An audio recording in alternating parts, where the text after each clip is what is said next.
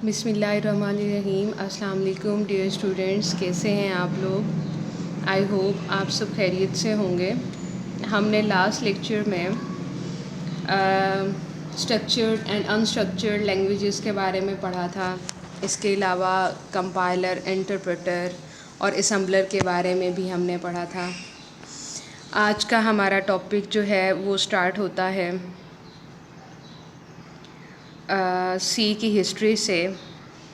So what is the history of C language? C was developed by Dennis Ritchie in 1972 in 80 and T research laboratories in USA. C develop हुई USA में। कौन सी laboratories में? 80 and T research laboratories में। किस सन में? 1972 में। और किस बंदे ने की? डेनिस रिची ने। C was derived by the language B. C जो है वो लैंग्वेज बी से डिराइव की गई, यानी इसका अर्लीस्ट वर्जन जो पहले वाला वर्जन था वो बी है। बी से सी निकली। सी से फर्दर इसको डेवलप किया गया तो आंसाई ने इसको स्टैंडर्डाइज़ किया, फिर सी प्लस प्लस हुई। ठीक है, तो ये बेसिक लैंग्वेज है, ये तमाम बेसिक्स प्रोवाइड करती है। इसके बाद जितनी भी लैंग्वेजेस जो हैं वो इजाद हुई, वो इसी को बेसिक बना के जो है फर्दर उसको किया गया। सो सी बी लैंग्वेज से कब डिराइव हुई? 1972 में। लेकिन बी कब बनी थी? इसको केन थॉमसन ने बनाया था 1969 टू 73 के दरमियान। It has since become one of the most widely use programming language. ये बहुत ज़्यादा इस्तेमाल होने वाली प्रोग्रामिंग लैंग्वेज है। लेटर ऑन बाद में सी जो है वो स्टैंडर्डाइज़ की अमेरिकन नेशनल स्टैंडर्ड इंस्टीट्यूट आंसाई इन 1989 ने, यानी बाद में सी को स्टैंडर्डाइज़ किया आंसाई ने इन 1989 में। ओके जनाब, ये तो थोड़ा सा रिव्यू था about history of C language. Basically हम जो सी प्रोग्रामिंग का चैप्टर कर रहे हैं उसमें प्रोग्रामिंग के हवाले से ही बात करनी है। तो सबसे पहले स्ट्रक्चर के बारे में हम देखेंगे कि बेसिक स्ट्रक्चर ऑफ सी का होता क्या है। C program has two main parts, preprocessor directives and main function. यानी इसके दो मेन उसने हिस्से बना दिए हैं। ऊपर जो है वो प्री प्रोसेसर डायरेक्टिव्स आते हैं। ये एक तरह की हेडर फाइल्स होती हैं या लाइब्रेरीज़ होती हैं जिनमें ऑलरेडी फंक्शंस जो हैं वो दिए हुए होते हैं, सॉर्ट फंक्शंस दिए हुए होते हैं जिनको हमारा प्रोग्राम जो है वो इस्तेमाल करता है। एंड लेटर ऑन दूसरा हिस्सा जो है वो मेन फंक्शन होता है जिसमें हम अपनी लॉजिक लिखते हैं। तो ये दो जो है उसने बेसिक स्ट्रक्चर बताया है हमारे पास सी प्रोग्राम का। अच्छा, सबसे पहले प्री प्रोसेसर डायरेक्टिव था, तो हम पहले प्री प्रोसेसर को डिस्कस कर लेते हैं कि प्री प्रोसेसर होता क्या है, ये डायरेक्टिव्स होते क्या हैं और क्यों लगते हैं, इनका पर्पस क्या है। Preprocessor is a program, ये वो प्रोग्राम है that is the part of the C compiler. ये कंपाइलर का पार्ट होता है। The basic function of this program is to modify C program and make it ready for compilation. Basic function इस program का ये होता है कि मॉडिफाई करता है सी के प्रोग्राम को और इसको तैयार करता है कंपाइलेशन के लिए। These are the commands or instructions given to the preprocessor before beginning of actual program are called preprocessor directives। देखें जी, वो कह रहा है ये वो बेसिक कमांड्स या इंस्ट्रक्शंस होती हैं जो कि कंपाइलर को दी जाती हैं कि वो असल में एक्चुअल जो हमारी लॉजिक है उसको स्टार्ट करने से पहले, उसको कंपाइल करने से पहले इनको देखता है और फिर उस मेन फंक्शन में जाके हमारी लॉजिक को कंपाइल करता है। तो ये क्या कहलाते हैं? प्री प्रोसेसर डायरेक्टिव्स कहलाते हैं। इन डायरेक्टिव्स को स्टार्ट किया जाता है हैश साइन के साथ। These instruction start with hash sign. There are two types of preprocessor directive, include and define directives. यानी हैश साइन आता है जिससे ये स्टार्ट होता है, उसके बाद इंक्लूड आता है, उसके बाद उस प्री प्रोसेसर डायरेक्टिव का नाम आता है। इसी तरह से दूसरा जो है डिफाइन से भी हम लोग कर सकते हैं। Include directives, it is use to include header file in the current program. ये इस्तेमाल होता है हेडर फाइल को इंक्लूड करने के लिए करंट प्रोग्राम, उस प्रोग्राम में जो आप राइट कर रहे हो इस वक्त। It gives the program access to a library file. ये लाइब्रेरी फाइल्स की एक्सेस देता है आपके प्रोग्राम को। इसका सिंटैक्स ये है कि हैश इंक्लूड, जैसे कि मैंने अभी आपको बताया, ये स्टार्ट होता है हैश साइन से। हमने सबसे पहले हैश साइन लगाया, उसके बाद हमने लगाया इंक्लूड, ठीक है। उसके बाद जो है हमने उस हेडर फाइल का नाम लिखा। एग्ज़ाम्पल के तौर पे उसने दिया हुआ है include stdio.h। stdio input output की ये हेडर फाइल है। इनपुट आउटपुट की जितनी भी कंपाइलर की जानने के लिए जितनी भी इंफॉर्मेशन होती है वो इस हेडर फाइल में पड़ी हुई होती है, ठीक है। यानी फ़र्ज़ करें हमने अपने नीचे प्रोग्राम में कहीं लिखा हुआ है स्कैनएफ। अगर बिलफर्स स्कैनएफ इनपुट के लिए इस्तेमाल होता है, प्रिंटएफ आउटपुट के लिए इस्तेमाल होता है, ये कमांड्स हैं। अच्छा, अगर कहीं पर कंपाइलर ये पढ़ के फंस जाता है और उसे अंडरस्टैंड नहीं होता कि व्हाट इज़ स्कैनएफ और व्हाट इज़ प्रिंटएफ, तो वो क्या करता है, इस हेडर फाइल में जाकर चेक करता है जहाँ पर उसको डिटेल से लिखा हुआ है कि स्कैनएफ क्या होता है और प्रिंटएफ क्या होता है। ये लाइब्रेरीज़ होती हैं, हेडर फाइल्स होती हैं जो कि कंपाइलर को असिस्ट कर रही होती हैं, कंपाइलर को डिफरेंट चीज़ों के बारे में बता रही होती हैं। The include directives tells the compiler, ये कंपाइलर को बताता है where to find the meanings of standard identifiers use in the program. देखें, यही बात जो मैंने अभी आपको की कि इंक्लूड जो डायरेक्टिव्स होते हैं ये कंपाइलर को बताते हैं कि कहाँ जाके मीनिंग तलाश करना है स्टैंडर्ड आइडेंटिफायर्स का, लाइक प्रिंट एफ और स्कैन एफ। ये आइडेंटिफायर्स हैं, इनका मीनिंग कहाँ जाके तलाश करना है जो कि इस्तेमाल हुए यूज इन द प्रोग्राम, जो कि इस्तेमाल हुए प्रोग्राम के अंदर। Define directives, the define directive is used to define a constant macro। यानी जो कांस्टेंट वैल्यू है, लाइक हम पाई की कीमत लिखना चाहते हैं तो हम वो हैश डिफाइन और उसकी कीमत लिखेंगे, ठीक है, पाई की कीमत।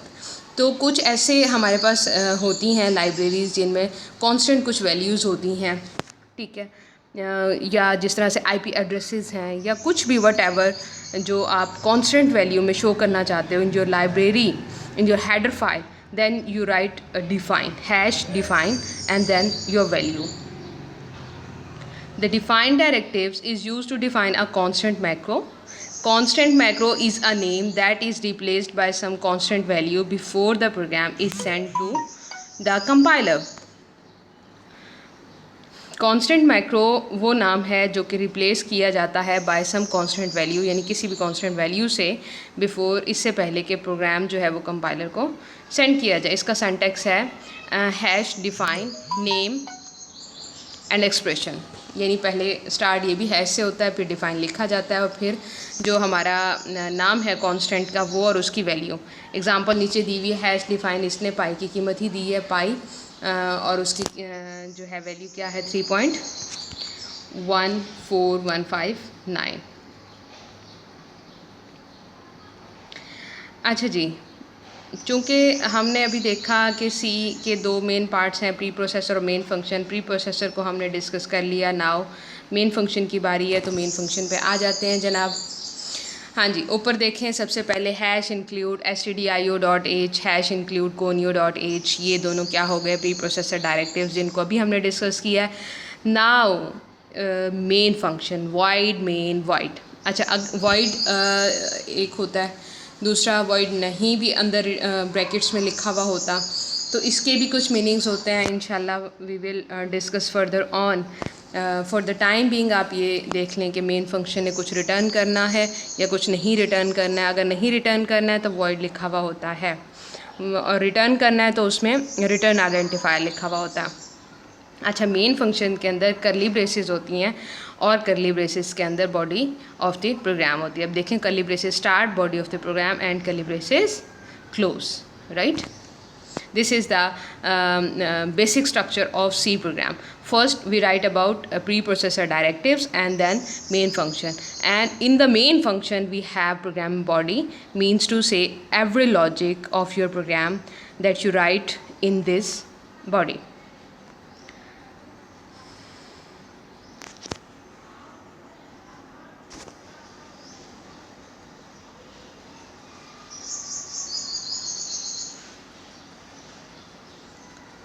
Okay, C program writing source code. अच्छा, यहाँ से हमारे पास जो है वो एक नया सिलसिला शुरू हो रहा है। बेसिक हमने देख लिया अपना कि किस तरह के से सी का जो है वो स्ट्रक्चर होता है। अब ये एक प्रोग्राम उसने दिया है, C program writing source code, कि सी प्रोग्राम किस तरह से लिखा जाता है। और अभी हमने देख लिया वो लिखा हुआ कैसे होता है, लेकिन वो डिबग कंपाइल किस तरह से होता है, हम क्या उसके लिए इस्तेमाल करते हैं। बेसिकली हम लोग जो है एक IDE इंटीग्रेटेड डेवलपमेंट इन्वायरमेंट इस्तेमाल करते हैं किसी भी प्रोग्राम को कंपाइल करने के लिए, ठीक है। अच्छा, अब जो आपकी बुक में है वो है टर्बो के नाम से दिया हुआ है। वो आप जो है डाउनलोड करेंगे अपने सिस्टम्स के ऊपर। उसे इंस्टॉल करने के बाद जो है आप उसमें प्रोग्रामिंग करेंगे, प्रोग्राम लिखेंगे जो बुक में आपको दिए हुए हैं। वो प्रोग्राम लिखने के बाद आप उसमें उस इंटीग्रेटेड डेवलपमेंट इन्वायरमेंट में आप कंपाइल करेंगे। वो किस तरह से कंपाइल होते हैं यही तरीक़ाकार यहाँ लिखा हुआ है। वो कह रहा है सी में हमने प्रोग्राम लिखा, यानी सोर्स कोड लिखा, वो कंपाइलर कंपाइल करता है। अगर एरर हो, ठीक है, तो फिर वो वापस जाता है। अगर ना हो तो फिर वो लिंकर के पास चला जाता है, लिंकर से लोडर और लोडर से एग्जीक्यूट हो जाता है। जैसे ही एग्जीक्यूट होता है हमारे पास एक ऑब्जेक्ट फाइल बन जाती है, यानी जो मशीन कोड होती है, जो easy to understandable by the computer machine. तो हमारे पास जो है, जो हमारा प्रोग्राम का मेन मकसद होता है, वो कंप्यूटर उसको हल करके हमें दे देता है, या वो लॉजिक उसको अप्लाई करता है, उसको रन कर देता है। तो ये बेसिकली जो है हमारे सी प्रोग्राम का एक इंटीग्रेटेड डेवलपमेंट इन्वायरमेंट का तरीक़ाकार है कि वो किस तरह से उसको कंपाइल करता है। सबसे पहले एडिटिंग उसने बताई हुई है कि ID में आप एडिटिंग कैसे करेंगे, फिर उसके बाद उसकी स्टेजेस बताई हुई हैं, फिर कंपाइल कैसे करेंगे, फिर लिंक कैसे करेंगे, फिर लोड कैसे करेंगे, ठीक है। तो ये सारा कुछ, और फिर उसमें बग्स अगर आते हैं, लेट्स सपोज यानी उसमें कोई एरर आता है, तो फिर कैसे उस एरर को रिमूव करना है, वापस कैसे जाना है, and all that. Editing a C program, we will write or edit a C program in IDE which will have .c extension। एक एक्सटेंशन इस्तेमाल होती है जो आप अपनी फ़ाइल जब बनाते हो उसके साथ सेव करते हुए .c लगा देते हो, यानी ये एक्सटेंशन जो है वो लगती है उसके साथ, और वो पता चलता है कि ये exe फाइल है। IDE stand for integrated development environment. जैसे कि मैंने अभी आपको बताया, हम एक IDE इस्तेमाल करते हैं। Every development application has some kind of IDE to work। Her development application के लिए डेफिनेटली जो है वो एक इंटीग्रेटेड डेवलपमेंट इन्वायरमेंट की ज़रूरत होती है। टू डेवलप सी प्रोग्राम को डेवलप करने के लिए टर्बो सी या C++ का IDE हम इस्तेमाल करते हैं, जो कि बहुत पॉपुलर है। That provides all the tools, ये तमाम टूल्स प्रोवाइड करता है, फीचर्स प्रोवाइड करता है, क्रिएट करने के लिए, कंपाइल करने के लिए, डीबग करने के लिए, और फिर उसको सेव करने के लिए। This is the first step of any C program for execution. In this stage, preprocessor processes the program before compilation.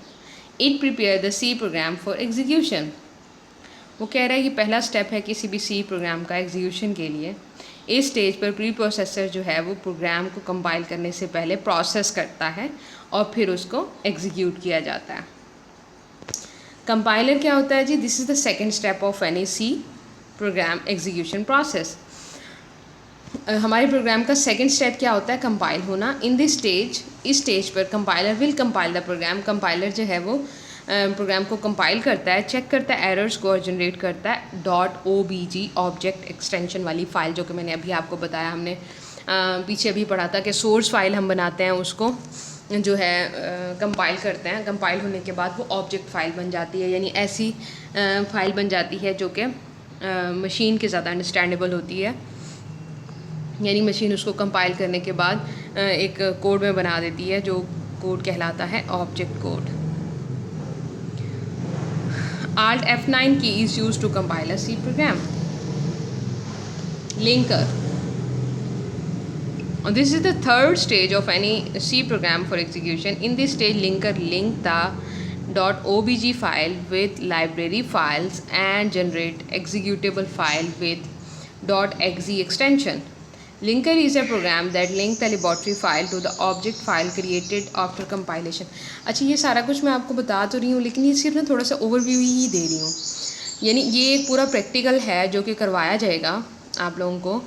इस पे पूरा एक लेक्चर मैं इंशाल्लाह बनाऊँगी और इंटीग्रेटेड इन्वायरमेंट के में जाके आप लोगों को खोल के मैं बताऊँगी किस तरह से हम लोग अपना एक छोटा सा प्रोग्राम लिखते हैं, फिर उसको कंपाइल करता है। ठीक है, उसमें ये सारी चीज़ें आपको समझ आ जाएंगी कि एक्सी फ़ाइल क्या होती है, वो किस तरह से ऑब्जेक्ट फ़ाइल में चेंज होती है, हम किस तरह से प्रोग्राम को जो है कंपाइल करते हैं, कौन सी कमांड्स इस्तेमाल होती हैं, ठीक है, और सेव किस तरह से होता है। ये सारा कुछ ना बेसिकली एक प्रैक्टिकल है जो कि आपको करके दिखाया जाएगा। फॉर द टाइम बिंग मैं थोड़ा सा आपको यानी गो थ्रू करा रही हूँ कि किस तरह से होता है, आपको पता हो लिंकर क्या होता है, लोडर क्या होता है, कंपाइलर क्या होता है।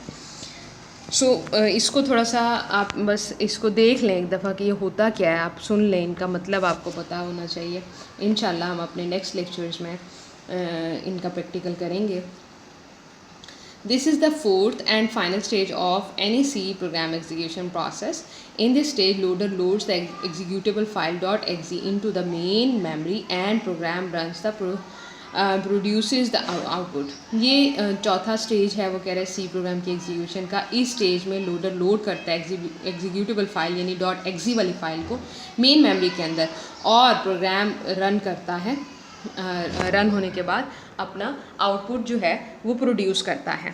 ठीक है, अब देखें जी, वही सारी बात उसने एक इसमें दे दी C का, उससे डॉट ऑब्जेक्ट फाइल बनती है, डॉट ऑब्जेक्ट से .exe और फिर वो रन होती है। Now what is bug? Bug क्या होता? अभी मैंने आपको बताया कि हमारे पास जब हम सोर्स कोड लिखते हैं, अगर उसमें कोई गलती होती है तो वो कंपाइल कम्प्लीटली नहीं होता है, वो एरर शो करता है। This error is called bug. The computer program must be written correctly. Computer का प्रोग्राम हर हाल में करेक्ट लिखा हुआ हो। अगर किसी सेमी कॉलन की यानी किसी छोटे से सिंटैक्स की भी गलती है तो क्या होता है कि वो बग क्रिएट हो जाता है। The programmer may make any type of mistake while writing the C program that will create error when compiling the C program.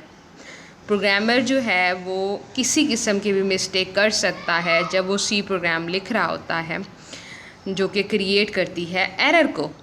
These errors are referred to as bug. In errors को हम क्या कहते हैं? Bug. अच्छा, अब इन errors को remove करने को कहते हैं जी डीबग। ठीक है जी, बग का आना और बग को रिमूव करना is called debugging. The process of finding errors and removing them is called debugging. वो प्रोसेस जिसमें हम एरर्स को फाइंड करते हैं और रिमूव करते हैं वो क्या कहलाता है? Error debugging. ऑल करेक्ट जनाब। Now we talk about types of errors. किस तरह के एरर्स या किस तरह के बग्स आते हैं जी जब हम अपना प्रोग्राम लिख रहे होते हैं सी का? तो सिंटैक्स एरर आता है जी, लॉजिकल एरर आता है और रन टाइम एरर आता है। सिंटैक्स जैसे कि मैंने अभी आपको बताया, सेमी कॉलन जो कि टर्मिनेटर कहलाता है, हर इंस्ट्रक्शन के एंड में लिखा जाता है। जब तक वो ना लिखा हो कंपाइलर को पता ही नहीं चलता कि ये इंस्ट्रक्शन एंड हुई है या नहीं हुई है। तो वो इस तरह के एरर जो है वो सिंटैक्स होते हैं। लॉजिकल एरर, अगर आपकी लॉजिक में, मेन फंक्शन में अगर आपकी लॉजिक में कोई गलती है तो वो एरर लॉजिकल एरर होता है। और रन टाइम के ऊपर, यानी फ़र्ज़ करें आपका एक प्रोग्राम ऐसा है जो कि कंपाइल होकर वैल्यू मांगता है यूज़र से कि आप वैल्यू दें, उसके हिसाब से आपको प्रोग्राम जवाब देगा, तो वो वैल्यू अगर गलत है तो वो रन टाइम एरर होता है। ठीक है, ये 3 तरह के एरर हैं। इंशाल्लाह लेटर ऑन हम इनको तफसीलन डिस्कस करेंगे कि ये क्या होते हैं और एग्ज़ाम्पल्स के साथ डिस्कस करेंगे। फॉर द टाइम बीइंग आप इनके नेम याद करें और इनको मैंने जो सिंप्लीफाई करके बताया वो अपने जहन में रखें ताकि अगला लेक्चर आपको समझने में आसानी हो। Thank you so much. इंशाल्लाह अगले लेक्चर में आपसे मुलाकात होगी। अल्लाह हाफ़िज़।